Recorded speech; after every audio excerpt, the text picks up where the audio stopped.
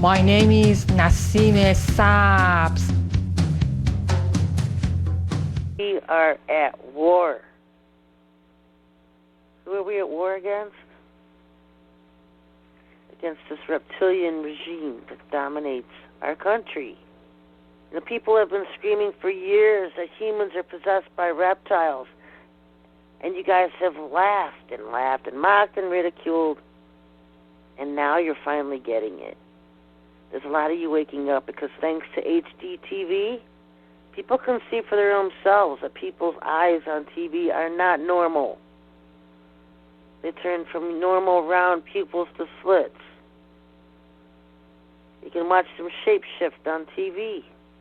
And I have on my websites, I have articles on how they soul scalp humans, how they take humans over. And I was warning all last year about how the push was on that all those who had joined secret societies were being soul scalped. And for the most part, most of them have now been. We're at war against Lucifer's reptilian fallen angels. When Lucifer fell, and he was cursed to be a snake, a reptile, it's all metaphor, it affected all of the angels that were with him at the time, and they all became snakes. They became reptiles. They lost their angelic looks, and they became reptilians. That's where they're from, folks. They were once former angels. Now they're the offspring of these former fallen angels. And there's various different types of them, just because of the breeding and the generations over the years of these fallen angels that were cursed to become reptiles. They take over human bodies. They operate in human bodies. Look at George Bush Sr. Most of them aren't even human. Obama, he's just a clone. Hillary, she's cloned. They also use doubles and lookalikes of both of them. All the celebrities, most of them have been replaced by tranny doubles. There's a thing going on with this tranny thing. Are they replacing the real celebrities with trannies, lookalikes? When a reptilian takes over a human body, the human is pushed out. Their whole consciousness is pushed out of their own body. And that entity takes over their body. It's like being demon-possessed. They no longer have control of their body. This thing, this monster, this being, takes over their body, has full access to their memories, their thoughts, their brain. They become that person, or who that person used to be. They take over. What happens to the person that got pushed out of their own body? They end up, if they're not killed, they end up in the fifth dimension, which is kind of like a neutral dimension. It's not heaven, it's not hell. That's the real fifth dimension. The New Agers want you to think the fifth dimension is some angelic la-la dimension that everyone's going to ascend to. The only ones that go into the fifth dimension are people that have been pushed out of their bodies. They've been soul scalped. I hate to tell the New Agers that, because what they're really embracing is for themselves to be soul scalped and taken over by an alien entity and then pushed out of their own bodies and into the fifth dimension, where there's various levels of the fifth dimension. You can end up in a hellish one or a not-so-bad one. The kids usually end up in the not-so-bad ones. There are angels there that you typically will try to protect the children. There are angelic cities there that the children can get to. But it usually doesn't fare too well for adults. It's a war against humans, folks. So look at General Mad Dog Mattis, his lizard tongue, his split eyes. Comey, his split eyes. I have split eyes. They've been soul scalped.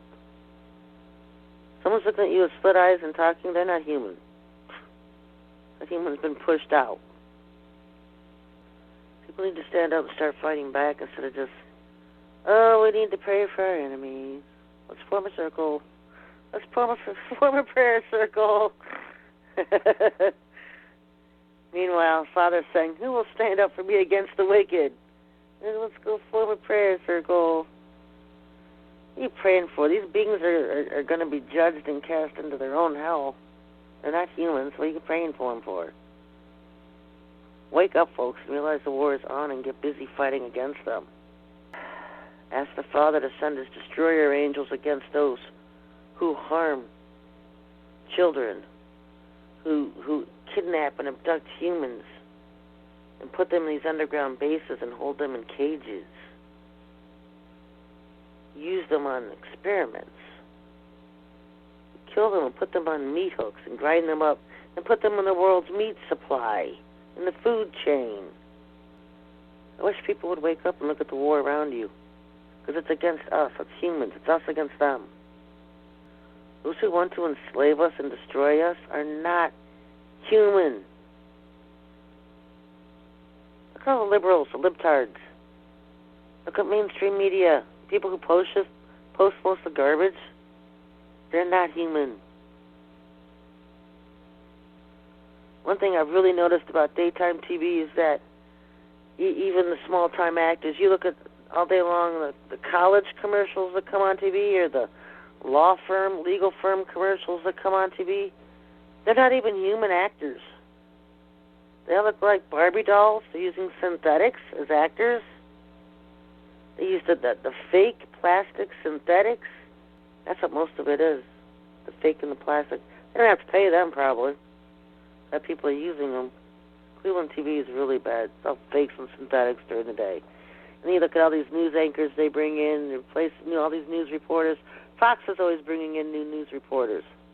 Fox has a big thing for using synthetics and trannies, posing as women. Fox is huge on that one. Most of the women on TV are trannies. They're trying to eliminate and wipe out humans on Earth, folks.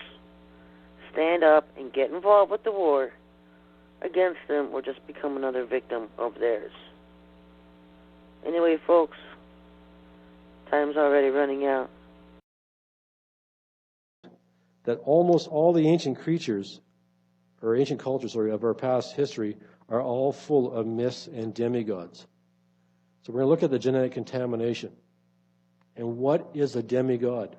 Well, defined, demi means half in the Greek. Half God or half false God.